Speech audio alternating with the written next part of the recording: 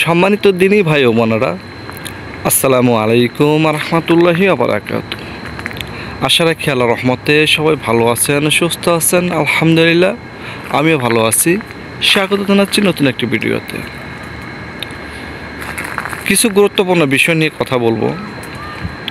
আমাদের বাড়িতে যদি কোনো আঁকা বাঁকা গাছ থেকে থাকে, যেরকম গাছের শুরু থেকে নিয়ে যদি কোনো ডাল গোড়া যদি আঁকা বাঁকা থাকে, তাহলে ওই গাছের নিচ দিয়ে চলাফেরা করবেন না। আর ওই গাছটা বাড়িতে না থাকাটা বেটার। কারণ হলো, যে গাছটি আপনার ডাল আঁকা বাঁকা হয়, যে গাছের গোড়ার থেকে নিয়ে আঁকা বাঁকা শুরু হয়, সেই গাছের মধ্যে খারাপ জিনেরা বসবাস করে।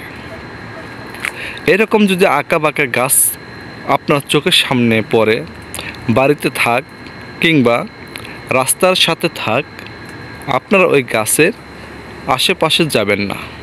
যদি এরকম কোনো গাছ থাকে বাড়িতে, তাহলে আপনার বাড়িতে ওই গাছটা কেটে ফেলবেন। কারণ এই সমস্ত গাছ ভয়ানক হয়ে থাকে। তেরা বেড়া গাছ, আঁকা বাঁকা গাছ, এই সমস্ত গাছের মধ্যে কিন্তু খারাপ জিনেরা থাকে। এই জন্য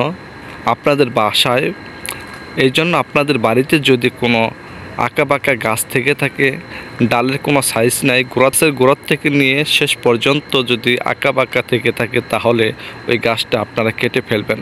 ওই গাছের মধ্যে খারাপ জিনেরা বসবাস করে, এবং ওই গাছের থেকে যে খারাপ জিনেরা বসবাস করে, তারা কিন্তু আপনাদের দিকে নজর করে, আপনাদের ফ্যামিলির মহিলার উপর নজর করে থাকে।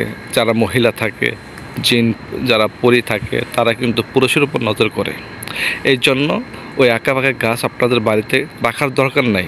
এরকম আঁকা বাঁকা গাছ দেখলে কিন্তু সন্দেহ হয় যে এই গাছের মধ্যে কোনো কিছু আছে, বা এই গাছটা দেখলে মনে হয় আমার যেন কেমন লাগতেছে, এই গাছটা ভালো না।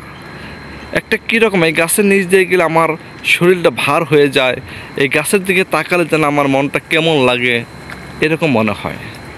এরকম আঁকা বাঁকা গাছ রাখার দরকার না। সেটা আমার বাসায় থাক, রাস্তার সাথেই থাক, এটা প্রয়োজন নাই। কারণ এই গাছের মধ্যে খারাপ জিনেরা বসবাস করে। তো আশা রাখি আল্লাহর রহমতে বুঝতে পেরেছেন।